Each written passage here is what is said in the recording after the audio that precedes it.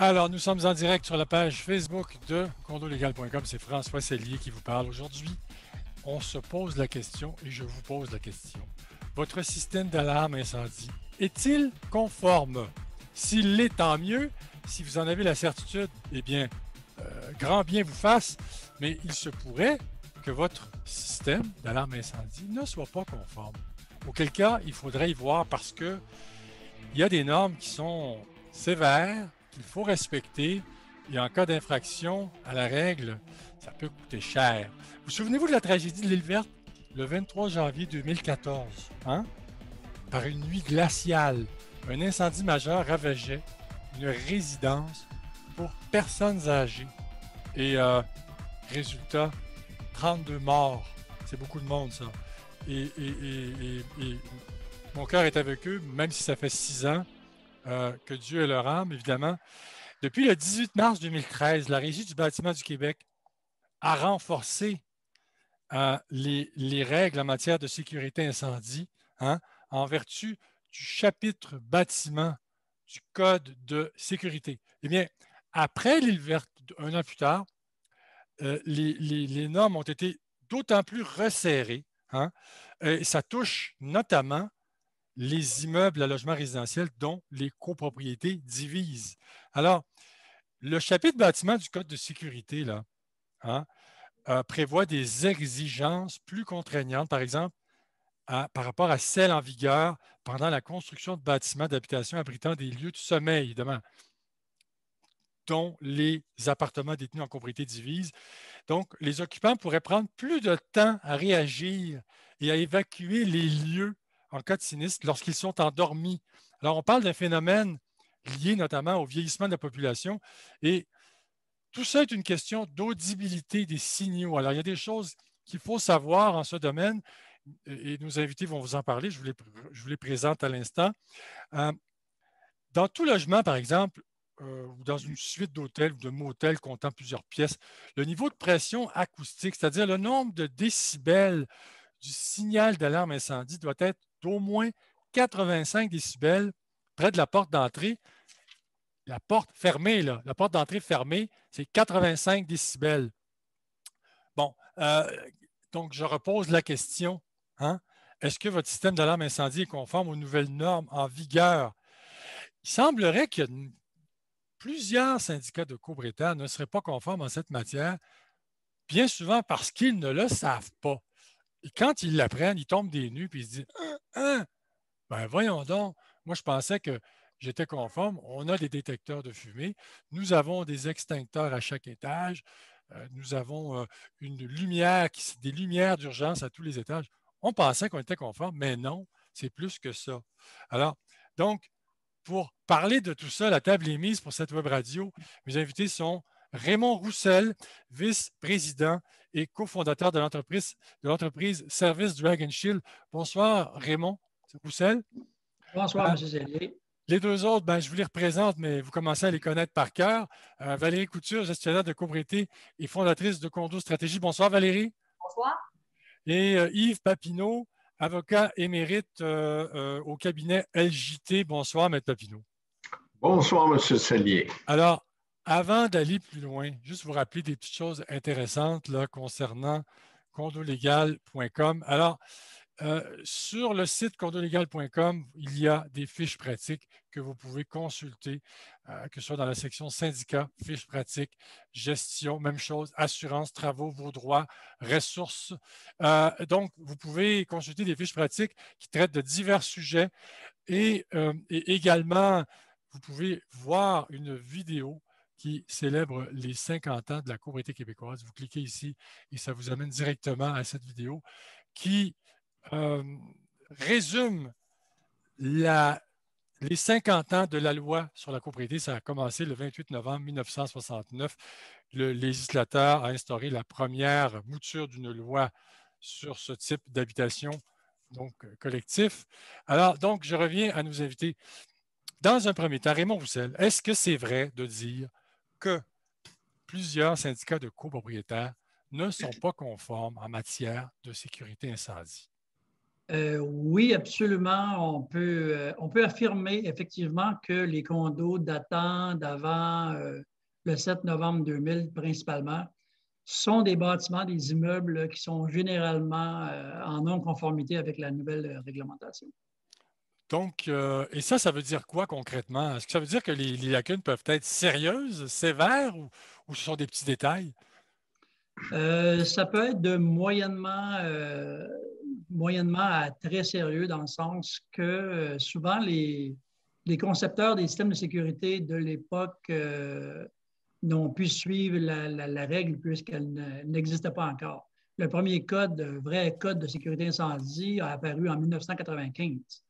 Ça fait que c'est un peu normal que les bâtiments de type condo qui datent principalement dans la région de Montréal des années 80 sont généralement présentement en dehors des normes.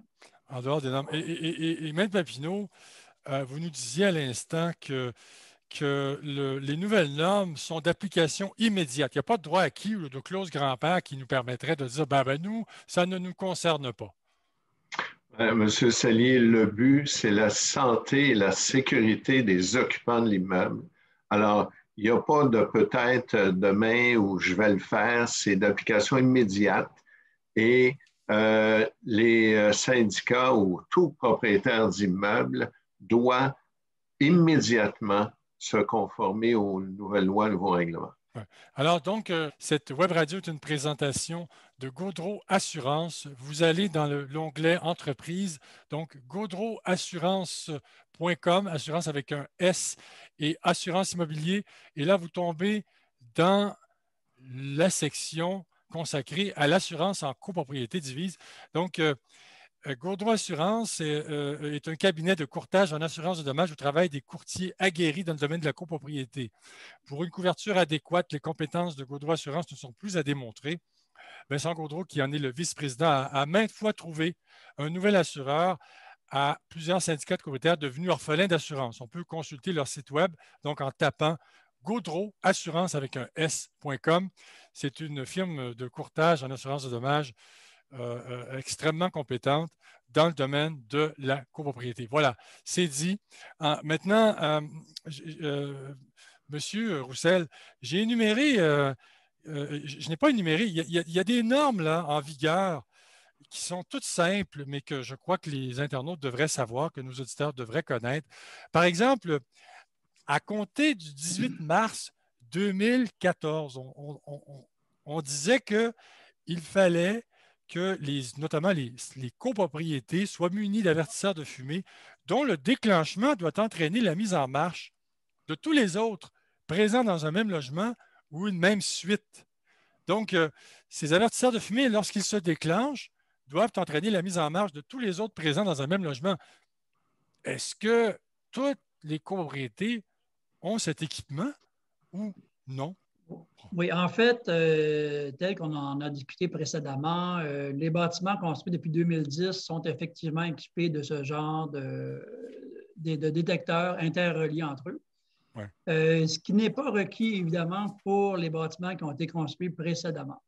Il y a une autre réglementation qui s'applique à ce moment-là. Et puis, comme j'expliquais déjà aussi, c'est qu'on prend exemple, la Ville de Montréal a une réglementation très précise en ce qui a trait aux avertisseurs de fumée, le type de détecteur utilisé, quelle sorte d'alimentation électrique on doit utiliser, etc. Ouais. Fait que, mais l'interconnexion entre les détecteurs, c'est une réglementation qui est quand même récente. Oui. Et puis, oui, effectivement, les condos sont construits depuis 2010, sont équipés de cette façon. Pas de problème. À compter du 18 mars 2014, il fallait aussi s'assurer qu'un avertisseur de monoxyde de carbone soit installé si un bâtiment comporte un appareil à combustion ou des appareils à combustion, par exemple un poêle alimenté au gaz ou un foyer, ou encore si un accès direct existe entre le logement ciblé et un stationnement intérieur ou souterrain. Ça, je présume que c'est quelque chose qui est plus normal, qu'on voit systématiquement, ou encore là, il y a des lacunes? Non, encore une fois, je pense que c'est un peu l'ignorance qui fait que la majorité des condos, même de 2005 et moins, ne sont pas encore équipés de ce genre d'appareil. C'est vrai? Oui, Alors ça, c'est tout à fait. c'est un manquement important, là, parce que là, du monoxyde de carbone, ça sent rien, hein? Ça ne sent rien, mais ça Non, fait son effet, là, hein? exactement. C'est un gaz mortel. Puis, oui, effectivement, nous, lorsqu'on fait une étude de dossier chez un client, c'est sûr qu'on va relever ces points. Puis, on va le mentionner toutes les fois au propriétaire ou au syndicat qui est impliqué Oui. pour que, justement, les gens soient au courant. Parce que, encore une fois, la bête dans le domaine, c'est que les gens ne sont pas assez informés. Les gens ne sont pas au courant. Effectivement, donc le monoxyde de carbone, c'est inodore, donc la première chose que vous réalisez, c'est que vous êtes en train de vous endormir, là, hein? Est-ce qu'on Oui, peut tout à comprendre ça? fait. C'est tout Ouais, à fait. C'est inodore, incolore, c'est sans un tueur saveur, sans silencieux. rien, là, effectivement. Bon, Donc, c'est ça. euh, on va revenir à d'autres éléments là, qui font partie des règlements tout à l'heure. Pourriez-vous nous donner des exemples? Parce qu'on dit aussi que les municipalités, d'une municipalité à l'autre, les normes ne sont pas les mêmes. Euh, Pourriez-vous nous donner des exemples, par exemple, de municipalités en Montérégie, Brossard ou Oui, d'autres, là, quelles sont les différences, par oui, exemple? oui. Ben, à la base, il faut comprendre que la réglementation est provinciale. Ouais, Ce qui est stipulé dans le chapitre sécurité de la Régie du bâtiment, c'est un minimum. Comme on disait précédemment, les municipalités peuvent exiger davantage. ouais, Ils ont le droit de le faire. Ils sont l'autorité suprême en protection incendie, puisqu'ils sont les premiers intervenants. ouais. Si on prend exemple, vous disiez tantôt qu'on exige un 85 décibels à l'intérieur des logements lorsque la porte est fermée, près de la porte. Dans ce qui est, pas la Montérégie, mais l'agglomération de Longueuil, on va plutôt exiger un 75 décibels, mais à OK. l'intérieur des chambres, lorsque la porte est fermée. Ah, OK, OK. Malgré que le code n'en exige pas autant, les municipalités peuvent le faire. Peuvent en faire plus. Donc, Ouais. donc un syndicat de copropriétaires devrait, en premier lieu, avant d'entreprendre des démarches pour mettre à jour son système de sécurité incendie, système d'alarme incendie, devrait s'informer auprès de sa municipalité des normes en vigueur, n'est-ce pas? Bon, Soit que le syndicat s'informe ou soit que le syndicat fasse affaire avec un entrepreneur ou des spécialistes qui vont les orienter vers ces solutions. OK. Donc, Comme nous, exemple, chez Dragon Shield, nous sommes au fait de la réglementation dans les municipalités et on peut aiguiller les propriétaires dans la meilleure solution par rapport à la réglementation. OK. Autre question, M. Roussel, mais tout d'abord, j'invite nos internautes à poser vos questions à nos invités qui se feront un plaisir d'y répondre, à la condition que ce soit en lien avec le sujet d'aujourd'hui, bien évidemment. Alors, posez vos questions, je les relayerai à mes invités. Autre question pour vous, M. Roussel. Ensuite, je passe à Valérie. De ce que je comprends, c'est qu'aujourd'hui, les systèmes d'alarme incendie, est-ce que je me trompe? Vous me direz, là, vous me direz quelles sont les balises, quels sont les paramètres, dans quel type de bâtiment ça doit être installé.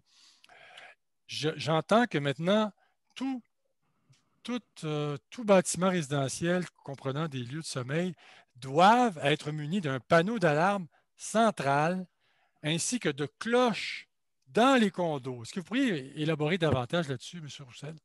Avec plaisir. La réglementation est claire. Lorsqu'il y a une possibilité de 10 occupants dans un immeuble, à ce moment-ci, un système d'alarme incendie est requis. Il doit être installé selon des normes. On appelle la norme ULC. Et puis, effectivement, la réglementation complète, incluant la signalisation, l'audibilité, tout ce qu'on a parlé depuis tantôt, doit être inclus dans le projet.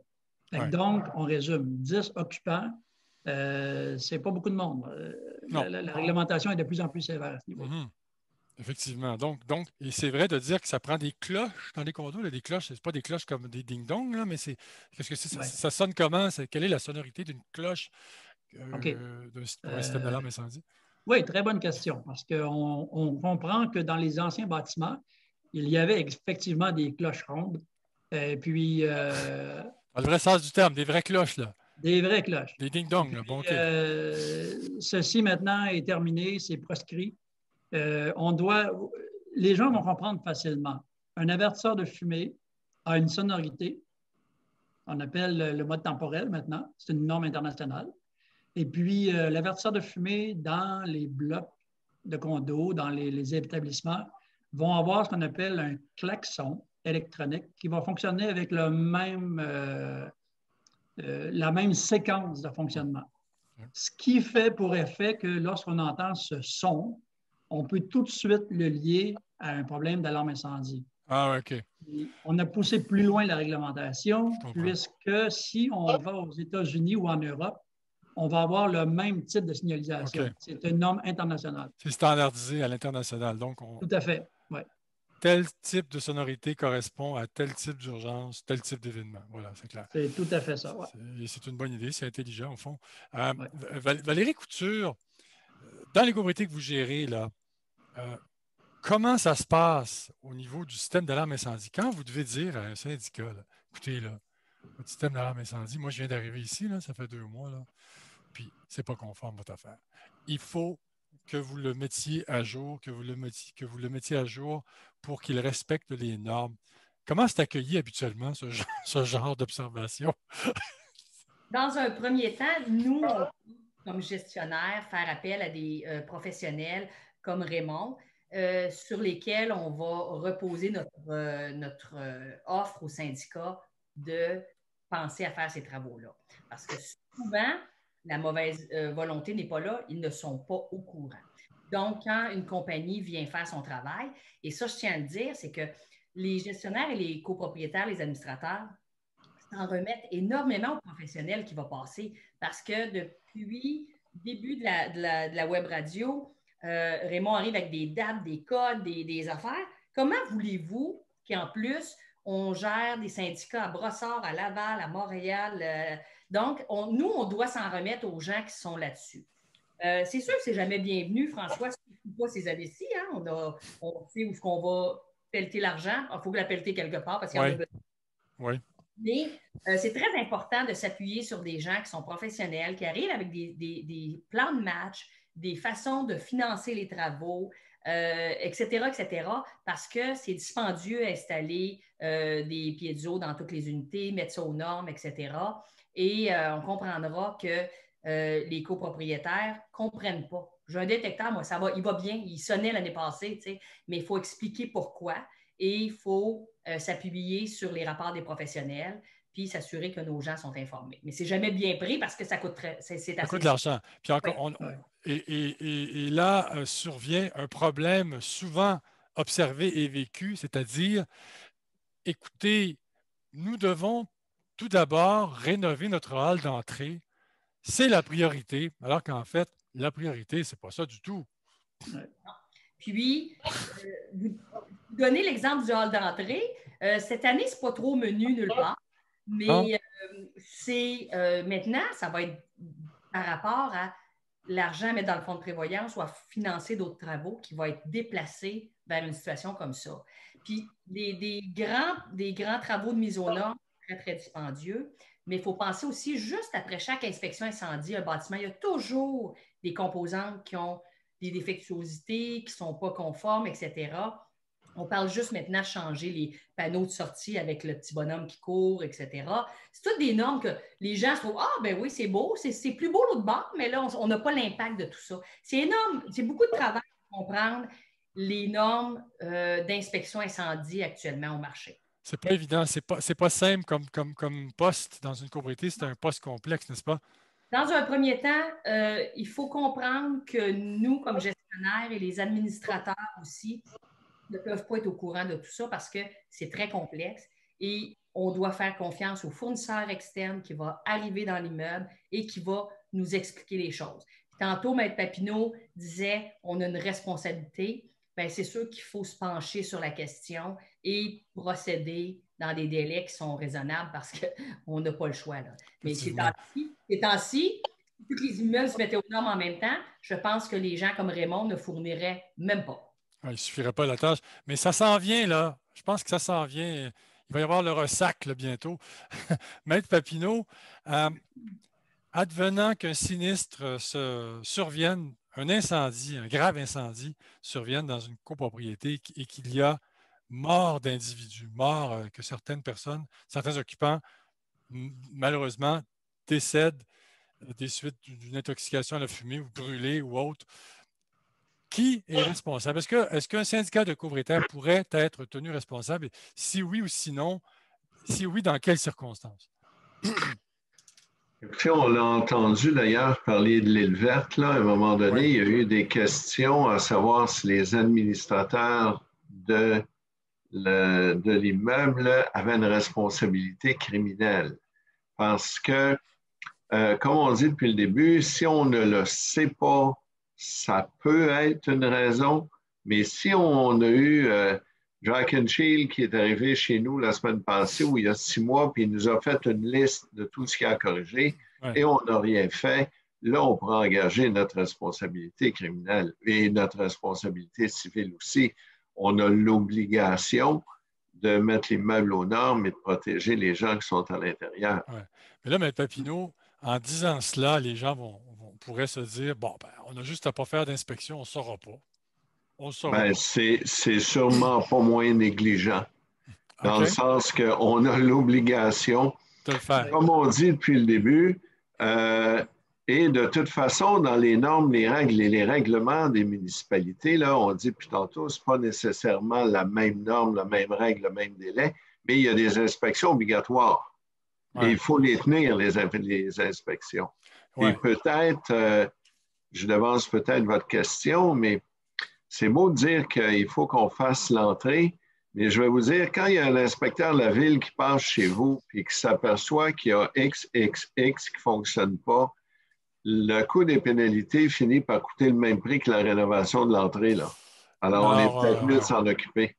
Mais là, M. Papineau, on parlait de responsabilité possiblement criminelle. Non, on ne veut pas terroriser les gens là, puis de leur dire que si jamais ça arrive, ben, les administrateurs vont aller en prison. Ce n'est pas l'idée. Mais un autre facteur aggravant pourrait être le suivant. Vous me corrigerez si je me trompe, M. Papineau. Des copropriétaires l'ont signalé par courriel aux administrateurs à maintes reprises. Écoutez, votre système d'alarme incendie, on le sait qu'il n'est pas conforme et les administrateurs ne font rien. Ça pourrait être un motif d'inculpation criminelle, ça? Effectivement, parce que là, quand on parle de négligence criminelle, là, je ne suis pas le spécialiste, puis on ne fera pas un cours de droit criminel, mais il faut que la négligence soit tellement grosse que c'est pour ça qu'on vous accuse. Alors, si vous le saviez qu'il y avait des problèmes, puis vous ne l'avez pas fait, vous n'avez pas fait les travaux des réparations, effectivement, vous engagez votre responsabilité. Donc, effectivement, à ne pas prendre ce risque. Donc, il vaut mieux ne pas prendre ce risque. Raymond Roussel, une question. Dans une copropriété de 8 unités, une sans foyer au gaz, 4 avec foyer non utilisé depuis quelques années et 3 foyers utilisés. Ça commence à faire beaucoup. Lesquels ne sont pas obligés d'avoir un détecteur de CO2? En Est-ce que je fait, répète la question? non. Pas? Dans une situation comme celle-ci, on va se reporter à la règle qui a été lue au début de l'émission qui dit que chaque condo possédant un appareil de combustion, que ce soit au gaz ou qu'importe, doit obligatoirement être équipé d'un appareil combiné fumée et détection de monoxyde de carbone. OK, C'est donc, pas, étant donné que c'est des appareils qui sont autonomes, c'est oui. pas une complexité. Et donc, ça n'a pas rapport avec leur utilisation ou non. Non, S'ils ne sont pas utilisés, tu dois l'avoir. S'il y en a un, tu dois l'avoir. exactement. C'est ce qu'il faut comprendre? OK. Oh, oui, tout à fait, c'est ça. Une très bonne question, soit dit en passant. Puis une autre bonne question. Chez nous, nous avons tous des détecteurs de fumée qui sont reliés par fil électrique. Sont-ils nécessairement reliés à ceux des autres unités et ceux des corridors? J'imagine qu'il faudrait que vous y alliez pour voir, mais est-ce qu'il y a une réponse possible à donner? Oui, tout à fait. En fait, c'est illégal de brancher les avertisseurs de fumée sur le réseau central. OK. Les avertisseurs de fumée sont dédiés seulement à l'utilisation à l'intérieur des suites ou des condos. Ne doivent jamais être utilisés dans le système central. C'est aussi simple que ça. Alors, oui, effectivement. Donc, la réponse est claire. N'hésitez pas à poser vos questions. Nos invités y répondront avec plaisir. Un commentaire, les gens se disent toutefois qu'il vaut mieux ne pas être administrateur. Donc, signer une ex-administratrice pendant 4 ans. Donc, c'est la meilleure façon de ne pas être, comment dirais-je, imputable à quelque niveau que ce soit, évidemment, ne pas être administrateur. Mais ça, c'était une autre paire de manches parce que... Non, mais M. Sallier, ça m'interpelle C'est un petit choquant, hein? peu parce C'est que choquant, hein? ça, c'est comme quelqu'un qui dit moi, c'est mieux que je conduise pas l'autobus, comme ça, j'aurai pas d'accident. C'est Mais ça. si tu conduis pas l'autobus, ça se peut que tu t'en ailles pas où tu veux aller Ouais, aussi, là. effectivement. Alors, OK. quand tu laisses les autres conduire l'autobus, je suis pas sûr que ça donne le résultat que tu veux obtenir. Non. Alors, malheureusement, puis je suis content que cette dame-là fasse la remarque parce que ce n'est pas vrai que c'est compliqué ou dangereux. On le dit depuis le début, il faut se renseigner, il faut engager les personnes compétentes. Alors, qu'est-ce qu'on fait? La loi nous oblige à faire des inspections. M. Roussel, je ne me souviens pas, là, puis ça dépend peut-être des municipalités, mais il y a des normes, il y a des règles. Faites-les faire, les inspections, et respectez ce que l'entrepreneur va vous dire. C'est tout. C'est pas plus compliqué que ça, là. Et en plus, moi, j'aimerais mieux, moi, être administrateur puis m'assurer que mon immeuble est en bon état que laisser quelqu'un d'autre le mal gérer puis que je sois pris au milieu d'un incendie, là. Effectivement, c'était pas la meilleure, c'est pas l'idée du siècle. Maître Papineau, donc, est-ce que la mise aux normes d'un système d'alarme incendie peut se classer dans la catégorie des travaux urgents, auquel cas les administrateurs n'auraient pas à obtenir l'aval de l'Assemblée des copropriétaires? Alors, il y a déjà eu des décisions de la Cour. Quand c'est du respect des règlements ou des lois, on n'a pas à demander l'autorisation aux copropriétaires pour respecter la loi. On respecte la loi et on fait les travaux qu'il y a à faire. Ouais. Valérie Couture, bon, je sais que vous êtes fidèle à vos syndicats et que vous n'avez pas l'habitude de les abandonner, loin de là, mais est-ce que vous avez déjà dit à un syndicat, écoutez, moi, je ne peux pas continuer comme ça, là. Votre copropriété n'est pas aux normes. S'il y a un incendie, ça va être la catastrophe ici. Avez-vous déjà dû mettre votre poing sur la table, comme dirait l'autre, pour forcer un peu la main des administrateurs? En fait, une fois peut-être, et ça s'est réglé, mais je dirais que, règle générale, les gens ne sont pas contents, mais sont conscients que quand on fait une inspection incendie, les recommandations sont importantes. Donc, il y a des choix un peu déchirants à faire. Et la plupart du temps, ben, c'est sûr qu'on fait un plan de match après, puis on essaie de le faire. Des fois, c'est sûr qu'il faut lever le ton un peu en disant c'est vraiment sérieux ce qui est marqué là, puis il faut le faire. C'est même pas une option de ne pas le faire. C'est juste de penser à la planification de ces travaux-là, tout ça. Mais il faut toujours donner le temps aux gens de digérer quelque chose. Ouais. Quand je pense à l'administratrice tantôt qui dit ça, c'est que je pense que ces temps-ci, on arrive avec une surcharge au niveau de la demande que les syndicats doivent faire pour différentes raisons à leurs copropriétaires. Et ça devient de plus en plus difficile de passer quelconque demande ou de travaux. Et quand on parle de mise aux normes, comme on en parle ce soir, on ne parle pas juste de remplir les extincteurs aux 5 ans ou avant terme parce qu'il n'est plus bon. On parle de vraiment des sous importants. On parle de plusieurs milliers de dollars pour mettre des bâtiments. Donc, c'est sûr qu'il faut planifier nos affaires et s'assurer que les gens sont conscients de ce qui s'en vient. Ouais. La meilleure chose qu'on doit faire ces temps-ci pour éviter des crises, il faut essayer de plus d'expliquer. Des fois, on n'a pas le temps, mais il faut expliquer aux gens qu'est-ce qui se passe. Ouais. Alors, l'auditrice tout à l'heure qui a dit « vaut mieux ne pas être administrateur », elle le disait à la blague, évidemment, et c'est une auditrice, une abonnée de nos web radios. Je la salue, je lui dis bonjour. Je suis toujours content de la voir et je suis convaincu que pendant 4 ans, elle s'est donnée à fond en tant qu'administratrice. Puis souvent, les administrateurs, après 3, 4 ans, 5 ans, bon, ben, elle essaie de passer le flambeau aux autres en disant « c'est à votre tour, allez-y ». Mais ce n'est pas toujours évident d'en trouver l'autre, hein, n'est-ce pas? Parce que c'est important ce que tu viens de dire, c'est que souvent, les administrateurs sont convaincus des travaux qui sont à faire et c'est dans le champ que les gens disent « mais voyons donc, t'es malade, c'est pas vrai qu'on doit faire ça. » Je connais toujours l'histoire du beau-frère, on le salue ce soir, mais le beau-frère il m'a dit que c'était pas ça, puis blabla. Tu sais, maintenant, c'est la chaîne d'information, ce que tout le monde essaie de se mélanger à la soupe, qui vient assombrir la décision dans le sens que ça prend plus de temps parce qu'il y a de la mauvaise information qui circule. Oui, effectivement. Vincent Roussel, je reviens aux nouvelles normes, là. On dit notamment que si la construction ou la transformation de votre bâtiment remonte avant le 7 novembre 2000, on en parlait tout à l'heure, il est possible, voire probable, que le système de détection et d'alarme incendie existant nécessite une mise à jour. Hein? Là, j'aimerais que vous nous expliquiez sommairement là, un truc un peu technique, c'est-à-dire pour respecter la plupart des exigences du CNB 1995 MOD Québec. Oui, Qu'est-ce modifié que c'est Québec. que ça? OK. Bon, en fait, c'est assez simple. On parle quand même d'une réglementation là, qui date, on vient de le dire, de 1995. On est en 2021. Si on était dans l'ouest du pays, on édite une réglementation, puis le lendemain, elle s'applique. Le Québec est la seule province au Canada où on applique un code qui date de plus de 20 ans pour des situations de bâtiments qui datent aussi de plus de 20 ans. Donc, ce que ça dit en gros, c'est que oui, on doit évidemment avoir un système d'alarme incendie conforme avec des détecteurs de fumée reliés au réseau central dans les corridors, aux puits d'escalier, et puis évidemment une nomenclature qui est exigée par le laboratoire des assureurs. Mais je dirais qu'à la base, la majorité de ces bâtiments-là ont quand même quelque chose aujourd'hui. On en parlait précédemment cette semaine. Les bâtiments du début des années 80 n'avaient aucun système.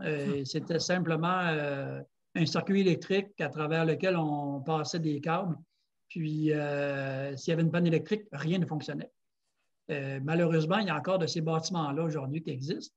Et puis, le code de 1995, dans des situations comme celle-là, évidemment, c'est des frais beaucoup plus importants qu'un bâtiment qui a déjà un panneau de contrôle conforme avec des détecteurs conformes dans lequel on ne doit seulement que rajouter de la signalisation dans les condos. Ça, c'est quand même quelque chose qui est assez abordable comparativement à un bâtiment qu'on doit tout refaire. Raymond Roussel, combien ça coûte? Ça, c'est la question clé. Là, hein? Tout le monde pose la question, combien ça coûte? Évidemment, ça dépend de ce qu'on achète, de la qualité des composants, de la taille du bâtiment. Prenons un bâtiment typique en copropriété, disons, entre 8 et 20 unités. Là. Il faut mettre à jour le système d'alarme incendie. Il faut installer un panneau. Il faut installer des cloches. Il faut installer le kit de base pour être conforme. Combien ça peut coûter? Et combien ça prend de temps à installer tout ça? OK. Bon, ça dérange bien du monde. Ça peut déranger beaucoup de monde. Hein? Oui, ça fait beaucoup de questions. On va répondre. On va commencer par la première. On va y aller en cascade. Combien ça coûte? Évidemment. Ce que ça coûte, évidemment, ça dépend du type de bâtiment. Présentement, on est en train, justement, dans la ville de Mont-Royal, de faire la mise à jour de condos dans des bâtiments qui sont patrimoniaux. Ouais. Lorsqu'on touche au patrimonial, c'est quelque chose. Ouais. Parce que, oui, on doit faire les travaux, mais on doit aussi respecter les caractéristiques du bâtiment pour pas que ça soit, pour que ça déguise, pour que ça soit laid. Évidemment, dans ces cas-là, on va parler d'une moyenne par condo, peut-être autour de 1 500 $ par condo, lorsqu'on refait le système au complet. Oui, 1 500 à peu près par condo. Fait que si vous avez 20 condos, on fait un calcul rapide, on se trouve autour des 30 000 $. Là, M. Papineau, la question, je vous la pose, puis vous allez sûrement me dire, et avec raison, il faut consulter la déclaration de copropriété. Qui paie quoi entre le syndicat et les copropriétaires en pareille situation? De toute façon, au bout de la ligne, même si c'est le syndicat, ça finit par être les copropriétaires. Ça finit par être les copropriétaires. Et ça finit toujours de la même façon. C'est le copropriétaire qui paie suivant sa quote-part qui est indiquée à la déclaration. Oui, c'est ça. Parce que c'est le même principe pour les détecteurs de fuite d'eau à installer au sein d'unités résidentielles. Ça peut être soit le syndicat ou... Mais qu'est-ce qui est mieux, Maître Papineau, qu'est-ce qui est mieux que ce soit le syndicat qui paye? Parce que des fois, on se dit, comme vous venez de le dire vous-même, peu importe de quelle poche ça sort, ce sont toujours les copropriétaires qui payent. Écoutez, c'est certain que c'est mieux que ce soit le syndicat qui s'en occupe. Premièrement, le syndicat va s'assurer que tout est fait et va pouvoir contrôler la démarche. Ça va faciliter beaucoup de choses. Moi, je suis certain que M. Roussel aime mieux faire affaire avec le syndicat. Premièrement, il fait une facture, il reçoit un chèque. Ouais. Il ne fait pas 18 ou 35 factures. Ouais, c'est ça. Il ne prend pas 2000 rendez-vous avec les gens, puis les gens dernière minute ne sont pas là. Puis les gens, finalement, ils viennent perdre son emploi. Là, il dit, si je ne réponds pas, peut-être qu'ils ne viendront pas faire les travaux, je ne payerai pas. Alors, il n'y a même pas de question, M. Sellier. Tous les travaux dans un immeuble, que ce soit sécurité incendie ou pour les détecteurs de fuite d'eau, ça devrait être le syndicat qui gère, qui commande et qui facture les copropriétaires, évidemment, suivant leur code part. Donc, au moment de réécrire sa déclaration de copropriété, un syndicat qui verrait la clause disant que les copropriétaires doivent payer devrait changer ça pour que ce soit les syndicats. Non. Que les copropriétaires doivent payer, ça finit par être ça, il n'y a aucun problème. souvent, ce qui est mal écrit, c'est que le rédacteur a écrit que le copropriétaire devra voir à mettre à jour, et à payer. Alors, ça, peut-être, ce n'est pas la rédaction la plus heureuse parce que, de fait, c'est le syndicat qui doit y voir, mais c'est le copropriétaire qui doit payer. Et qu'il paye directement ou qu'il paye à travers les charges communes, il finit par payer le même prix. Là. Il va payer le même prix. C'est juste que c'est une forme de paiement différente. Raymond Roussel et ensuite Valérie. Question. Porte-coupe-feu. Le Code du bâtiment dit que nous devons en avoir. Doivent-elles rester fermées en tout temps pour la prévention? C'est bien sûr. Porte-coupe-feu. Monsieur, oui. Est-ce que c'est une obligation en tout temps? Oui. Ben oui, tout à fait. En fait, vous avez raison. Les portes coupe-feu dans les bâtiments, principalement les bâtiments de grande hauteur, on doit s'assurer que les portes sont fermées parce qu'on comprend le principe de la déflagration s'il y a un feu ou même la fumée qui s'introduit dans les cages d'escalier. C'est pour la sécurité des gens, encore une fois, que tout ça soit mis en place. Et une porte coupe-feu, évidemment, ça protège aussi contre le feu pendant un certain nombre de temps. On parle d'une porte coupe-feu standard de 45 minutes à 1 heure. C'est quand même quelque chose de retenir un feu pendant 1 heure avec une porte. Puis c'est évidemment quelque chose qui est nécessaire. Et on dit aussi, la personne pose la question, le code incendie dit que nous devons avoir des fermes-portes automatiques. Quand les portes ferment automatiquement lors de l'ouverture, c'est super, peinture automatique. Si elles restent ouvertes, j'imagine qu'avec une alarme, un électroaimant, est-ce que c'est ça? Oui. Oui. En fait, généralement, c'est la situation. Dans les grands corridors, on va installer ce qu'on appelle des retenues de portes électriques qui sont en corrélation avec un relais d'alarme incendie. Ce qui veut dire que lorsqu'il y a un déclenchement, on a une relâche de la porte va fermer et puis elle va faire son travail. Donc, mais il faut toujours que la porte se referme, évidemment. Elle ne peut pas rester ouverte. C'est logique. Non, on n'a pas le droit de mettre des cale-portes dans le bas des portes pour les empêcher de fermer. Évidemment, vous pouvez prendre une bonne amende si un inspecteur se rend chez vous et qui constate que vous avez mis des cale-portes, ça risque d'être un problème. Écoutez, est-ce que vous avez vu ça, des copropriétaires installer des cale-portes et faire l'objet d'une amende? Tout à fait. Puis, une des premières choses qu'on fait quand on arrive avec un nouveau client, condo-stratégiste, c'est qu'on fait enlever les pieds de porte et on s'assure souvent que les portes ferment hermétiquement avec le ferme-porte. Parce que souvent, il y a des syndicats qui ont des ferme-portes, mais ils sont complètement pas bien ajustés, tout ça. Et je sais que c'est une chose qui irrite énormément les préventionnistes à Montréal. Et c'est une chose que les copropriétaires doivent vraiment porter attention parce que, comme Raymond l'a dit, ça empêche la contamination par la fumée, la chaleur, puis le feu. Et ce n'est pas là pour rien. Alors, il faut vraiment s'assurer que c'est fermé hermétiquement, sinon, ça ne vaut pas la peine. Il faut aussi bien garder le pied de porte et la laisser ouverte dans ce sens-là. C'est très important. Ça peut coûter combien comme amende, Valérie? Ça peut coûter facilement, il faut y avoir goûté, ça peut coûter 1 250 $. Quand même, hein? Par porte ouverte? Par porte ouverte? Avec un pied de porte, une porte ouverte, oui. J'imagine que vous avez des pictogrammes précisant l'interdiction de laisser les portes ouvertes, quelque chose comme ça? Bien, en fait, il n'y a pas de pictogramme. Souvent, les copropriétaires ne se cassent pas la tête parce qu'elles se ferment automatiquement, tout ça, fait qu'ils l'ouvrent la ferment. Là où on a des fois un petit peu plus de misère, c'est dans les salles à déchets, où est-ce que les gens vont essayer de mettre un morceau de recyclage parce qu'ils ont plein de choses, puis après ça, ils vont enlever ces choses-là.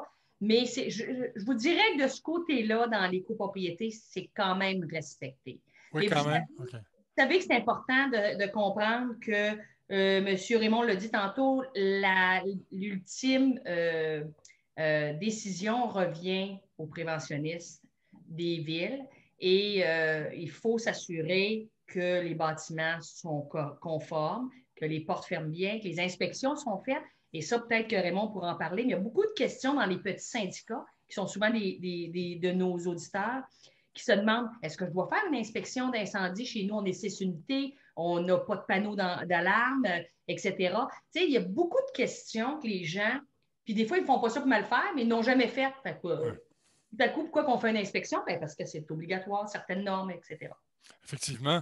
Justement, Raymond Roussel, pour qu'un syndicat de copropriétaires s'y retrouve dans ce dédale, dans ce labyrinthe, dans ce complexe dossier qu'est le système d'alarme incendie, l'approche client, quelle est la meilleure approche client? C'est d'aller le rencontrer et de dire, écoutez, nous allons inspecter, laissez-nous regarder, on va vous dire ce qu'il y a à faire.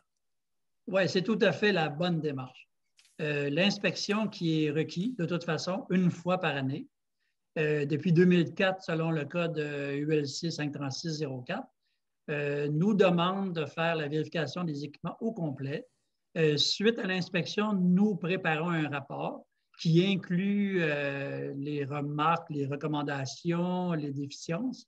Et puis, on envoie au client le détail de tout ça avec une proposition de règlement, une soumission qui va inclure les réparations demandées. OK. J'ai une question pour vous, M. Papineau. Lors de l'inspection annuelle, si un ou des copropriétaires refusent d'ouvrir leurs portes pour que la firme inspecte les avertisseurs dans leur unité, pourraient-ils être tenus responsables si une défaillance de leur système cause de lourds dommages? C'est certain, mais le syndicat doit trouver une façon d'entrer. Au pire, aller procéder par injonction, là, parce que je l'ai dans un immeuble où j'ai un copropriétaire, lui, il trouve ça bruyant, les alarmes. Alors, il les a enlevées. Mais comme il les a enlevées, ça affecte le système central. Et le système central fonctionne mal. C'est donc dangereux pour tout le monde dans l'immeuble. Alors, malheureusement, il faut agir. Là. On ne peut pas juste dire, bon, ben, c'est de sa faute, puis lui, il brûlera. Non, non, ça se peut qu'il y en ait d'autres qui brûlent en plus de lui. Là. Effectivement. Mais là la situation peut être délicate. Est-ce qu'une clause pénale en pareille circonstance peut nous aider en disant par jour de refus, vous payez tant? Ça fait plusieurs fois qu'on en parle, M. Sellier, mais moi, les clauses pénales, j'y crois, là, ça évite des frais d'avocat et les gens comprennent le message avec ça. Mais en matière de sécurité incendie, on ne peut pas se permettre de ne pas respecter. Non, on ne peut pas laisser quoi que ce soit au hasard. Maître Papineau, une autre question. Celle-là, elle est de moi. Là. On va voir si c'est une bonne question. Bon, alors là, je ne sais plus. Je pense que je ne la poserai pas, ma question. Dans le cas d'un copropriétaire bailleur, est-ce que c'est à lui ou à son locataire de s'assurer que les détecteurs de fumée sont conformes, en bon état de marche? Est-ce que c'est à son copropriétaire de veiller à ce que l'unité soit conforme? Regardez, si je reviens à mon chauffeur d'autobus, c'est mon appartement, c'est mon bien, c'est sûrement à moi de m'en occuper puis de vérifier ce qu'il y en est. C'est moi le propriétaire. Non, mais c'est au locataire peut-être à signaler. Parce que souvent, les locataires ont une tendance, pas tous, là, il y en a qui sont de très bons locataires, mais certains locataires ont tendance à dire, bon, moi, c'est pas chez nous ici, le lavabo est bouché depuis 2 semaines, c'est pas grave. D'ailleurs, ça a causé un dégât d'eau dans une copropriété que je ne nommerai pas. Les détecteurs de fumée fonctionnent ou pas, on ne sait pas. Les systèmes d'alarme... Mais dans les réglementations, puis là, M. Roussel pourra me corriger, là, mais oblige à ce que le propriétaire s'assure que les détecteurs et tout ça soient en état de fonctionnement. Ben, je Ouais, rajouterais dans Et ça. est-ce que vous diriez, M. Roussel, et puis Valérie, tu pourrais nous le Oui. dire aussi, est-ce que, évidemment, la collaboration du locataire est requise? Puis est-ce que ça devrait être une. Tu sais, je pose la question, ça semble anodin, mais est-ce que le locataire ne devrait pas avoir un devoir de collaborer avec le propriétaire pour s'assurer de la sécurité des lieux? Mais en fait, on en a un peu parlé tantôt, puis je répète que oui, c'est la responsabilité du syndicat de s'assurer que nous ayons l'accès à l'ensemble des condos. On a vécu une situation où on n'a pas eu durant 2 ans accès à un condo. Et puis, ils ont reçu un sous-pénat. Puis, la propriétaire qui était à Winnipeg à l'époque a dû prendre l'avion pour venir faire qu'on puisse compléter l'inspection dans son condo. Mais, Fait que, comme M. Papineau disait, on ne peut pas passer à côté, c'est la loi. mais Papineau est subpénat à une injonction. Ben, c'est ce que veut dire M. Roussel. Il a reçu une ordonnance de cour de se présenter et de collaborer, j'imagine. Ouais. Mais votre question, écoutez, est-ce que le locataire devrait s'en occuper? C'est un peu lui qui dort là puis qui habite là aussi. Là. Ouais. C'est peut-être lui Ouais. à protéger en premier. Là. Ouais. Non, c'est clair, mais en tout cas, Mais on est surpris d'entendre que finalement, quand c'est pas chez nous, et puis que quand c'est pas chez nous, quand c'est pas moi, ben bon. Enfin, François, des aberrations comme ça, oui, Valérie. il faut rappeler aux gens que le copropriétaire locataire a la responsabilité de gérer son locataire. Ouais. Ça ne revient pas au syndicat de gérer le locataire Ouais, du copropriétaire. c'est Moi, ça. je suis très tranchante là-dessus. Le locataire reçoit un montant pour louer son unité. Ça vient avec les choses à s'occuper. Deuxième chose, dans un bail de location, il y a une clause qui dit que le détecteur de fumée est fonctionnel. Les initiales du locataire et du locataire, copropriétaire ou pas, sont là pour s'assurer que les gens ont des détecteurs de fumée fonctionnels, au moins quand le contrat de location commence. Fait que ça, c'est important aussi de savoir ça. Et oui, un bon locataire qui tient à sa vie et à celle des autres devrait aviser quand il y a quelque chose qui ne marche pas chez. Parce que je dis ça parce que, encore là, j'insiste parce que certains locataires, comme vous dites, M. Papineau, c'est vrai que c'est sa sécurité, puis s'il ne s'occupe pas des détecteurs puis que ça brûle, ben, il risque d'en pâtir, mais il y a des locataires qui ne souscrivent pas d'assurance. En copropriété, qui ne souscrivent pas d'assurance responsabilité civile parce que, ils se disent le propriétaire en a une. C'est un peu ça le principe, là, c'est comme genre le déplacement des choses. J'aimerais là, qu'on parle là, des extincteurs, M. Roussel, parce que ça, c'est une autre donnée importante. Hein. Ça va de soi que les immeubles ont tous des extincteurs, mais ce n'est pas toujours les bons extincteurs ou les installés aux bons endroits. Là. Est-ce qu'un syndicat de copropriétaires doit installer des extincteurs dans son immeuble? Oui, mais quelles sont les conditions et où doit-on les entreposer? OK. Bon, en fait, encore une fois, la beauté de ce domaine, c'est que tout est réglementé. Il y a une norme qu'on appelle la NFPA 10 qui gère cette situation-là. C'est facile. Comment vous dites ça, là? NFPA 10? NFPA 10. Ben oui. On va vous expliquer ça, M. Papineau, après l'émission. C'est pas grave. Ce que ça dit, en fait, c'est que ça explique que les extincteurs doivent être installés dans les corridors, dans les garages, dans les salles électriques, là où, évidemment, le risque de pouvoir s'en servir soit le plus élevé. Ils doivent être entretenus au même cycle qu'un système d'alarme incendie. Une fois par année, une vérification. On doit chaque année vérifier les manomètres et tout ça. Et puis, évidemment, il y a 2 autres vérifications qui doivent être faites. Une aux 6 ans, dans laquelle on doit recharger l'extincteur, remplacer le produit à l'intérieur et puis remixer tout ça, remettre la pression, changer les joints d'étanchéité. Et puis, aux 12 ans, on doit encore une fois prendre l'extincteur et lui le soumettre à des essais. On parle maintenant d'un essai hydrostatique. Ça veut dire mettre une grande pression à l'intérieur de la bouteille pour s'assurer que cette bouteille n'éclate pas lors d'une utilisation normale. Ouais, ouais. Fait que, en fait, encore une fois, c'est assez simple. C'est pas compliqué. Puis, les extincteurs à l'eau ne sont plus autorisés maintenant dans les édifices de type condo. C'est toujours le même produit chimique qu'on appelle la poudre ABC. Mhm. Puis, c'est très, très simple, en fait. ABC, une poudre donc, qui éteint à peu près n'importe quel type Oui, c'est ça. Que ce soit de pétrole, d'huile, d'électricité, qu'importe la combustion, le détecteur est de tout type à ce moment-là. Ouais. Mais Valérie Couture, évidemment, une copropriété, ce n'est pas une école primaire. Hein? Alors, on ne fait pas d'exercice de feu là, une fois par année pour faire, on fait sortir les gens. Mais est-ce qu'on pourrait minimalement apporter une touche éducative en expliquant, ne serait-ce qu'aux gens, comment utiliser l'extincteur? Parce que ça a l'air simple, là, mais en cas d'urgence, tu arrives, on dit tirez la goupille, faites ceci, faites ça. Il faut le savoir, là, si j'ai un feu de cuisine, là, l'extincteur, je peux aller chercher dans les escaliers pour éteindre mon feu de cuisine. Est-ce qu'on n'aurait pas intérêt à justement inculquer certaines notions éducatives sans prendre les gens pour des enfants? Là?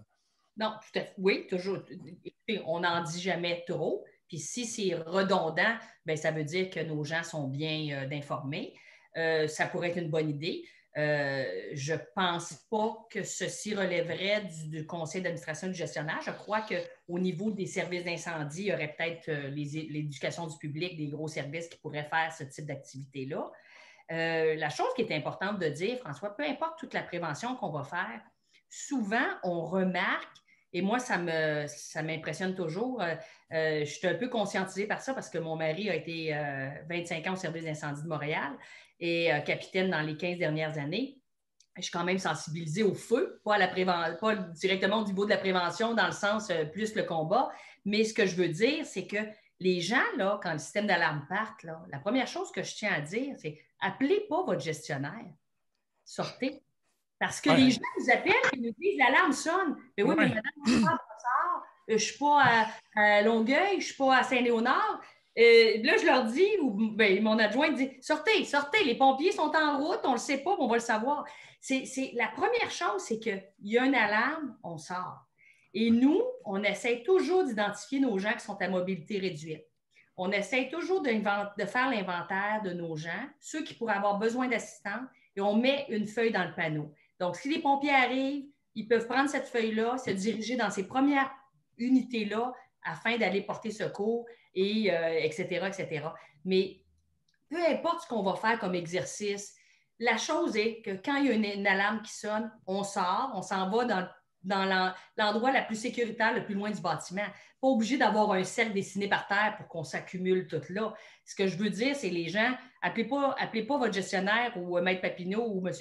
Roussel, là. On ne sait pas ce qui se passe pendant qu'on n'est pas là. C'est un peu comme quand on entend le système d'alarme d'une voiture à l'extérieur.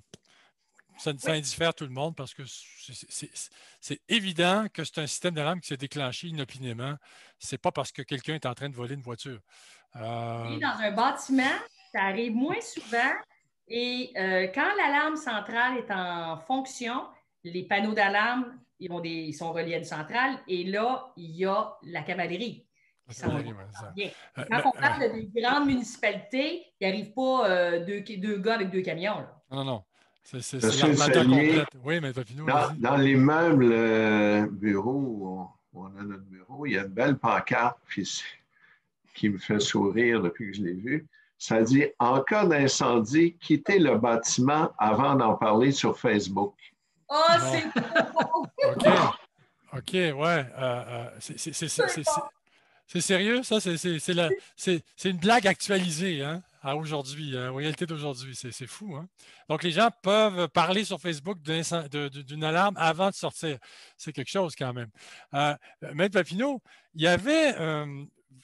vous m'en avez parlé à quelques reprises. Vous en avez déjà parlé à quelques reprises, mais j'aimerais que vous nous racontiez encore cette histoire brièvement dans quelques minutes. Parce que la sécurité incendie, ça concerne aussi les objets encombrants qui traînent. Que ce soit l'hiver, des bottes sur le palier de la porte. Pourquoi? Bon, évidemment, on se comprend que s'il faut sortir d'urgence puis qu'on s'enfarge dans des bottes puis qu'on se pète la gueule, on n'est pas très avancé. Mais Vous racontiez, M. Papineau, l'histoire d'une copropriété où il y avait des délinquances, une délinquance collective, là, des gens qui laissaient traîner leurs bottes sur des paliers. Vous avez pris le plus gros cas et puis vous avez finalement stoppé l'anarchie dans l'immeuble. Il faut donner une leçon, là. À un moment donné, il faut que les gens comprennent que les règlements se doivent d'être respectés.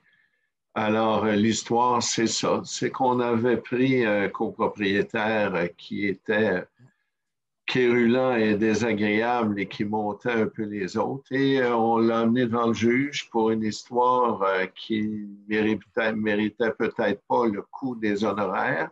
Mais au bout de tout ça, ça a donné une leçon et tout le monde est rentré dans le rang.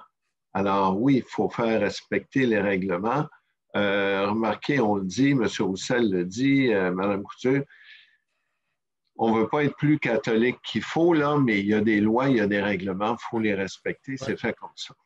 Mais Papineau, vous parlez de quérulents, mais si on parlait aussi des amasseurs compulsifs, vous avez dû en voir dans votre carrière. Et ce qui est surprenant, M. Sellier, c'est de voir, je l'ai vu dans un immeuble où j'aurais peut-être pas moi habité, mais je l'ai vu aussi dans un immeuble où j'aurais aimé avoir les moyens d'habiter. Il n'y a rien, ça n'a rien à voir avec la condition sociale ou les revenus, là. C'est une maladie qui fait que c'est très dangereux. Et écoutez, j'en ai un dossier présentement, un dossier à l'île des Sœurs, vous donnez une idée que ce n'est pas un coin perdu. La personne n'habite même pas là parce qu'il y a tellement de choses qu'elle ne peut pas habiter là. Et elle continue de rentrer. La nuit, on voit sur les caméras qu'elle rentre des choses dans l'appartement qu'elle a ramassées un peu partout. Peu importe, n'importe quel article, incluant des journaux, des magazines, du papier et tout le reste, c'est quelque chose. Hein? C'est ça. Puis, M. Papineau aussi, vous parliez tout à l'heure. En fait, j'aimerais aussi qu'on... Il ne reste plus grand temps, il nous reste 4 minutes. Les plans d'évacuation de sécurité incendie, évidemment, on ne peut pas prendre les gens par la main comme des enfants d'école pour leur expliquer comment fonctionne un extincteur.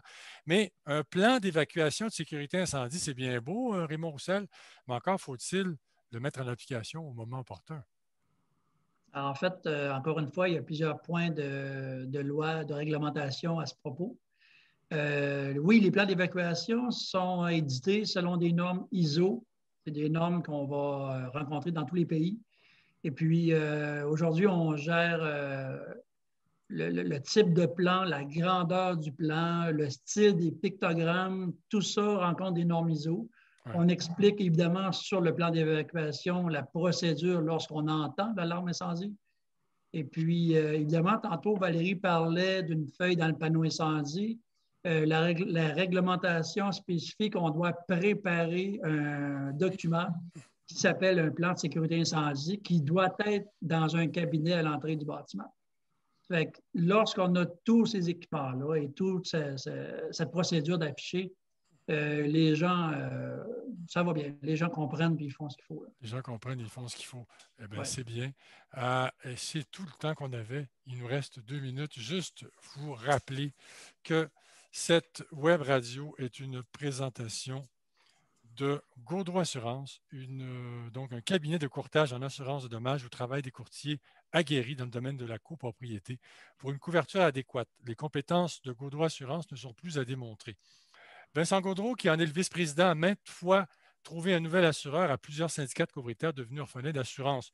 On peut consulter leur site web en tapant l'adresse gaudreauassurance avec un s.com et vous allez dans la section entreprise assurance immobilier et vous tombez dans la page, sur la page consacrée à l'assurance en copropriété. Merci d'avoir été là, c'était très intéressant. Merci à Raymond Roussel, président et fondateur de l'entreprise Service Dragon Shield. Merci d'avoir été là, Raymond Roussel. Valérie Couture, merci beaucoup d'avoir été là. Gestionnaire de copropriété, Condo Stratégie. Avocat émérite Yves Papineau au cabinet LJT, merci d'avoir été là. Maître Papineau, toujours un plaisir de vous recevoir. Et puis, M. Roussel pourrait devenir un habitué éventuellement, vous allez voir. C'est très sympathique ici. On fait ça sans prétention, mais avec beaucoup d'efficacité. Merci à nos invités. Merci. Je souligne la compétence de nos invités. Et je souligne également que sans nos invités, il n'y aurait pas de web radio. Alors, merci à vous tous. Merci aux auditeurs. À la semaine prochaine, mercredi 19h, en direct, sur la page Facebook de condolégal.com. Bonsoir. Bonsoir. Bonne fin de soirée.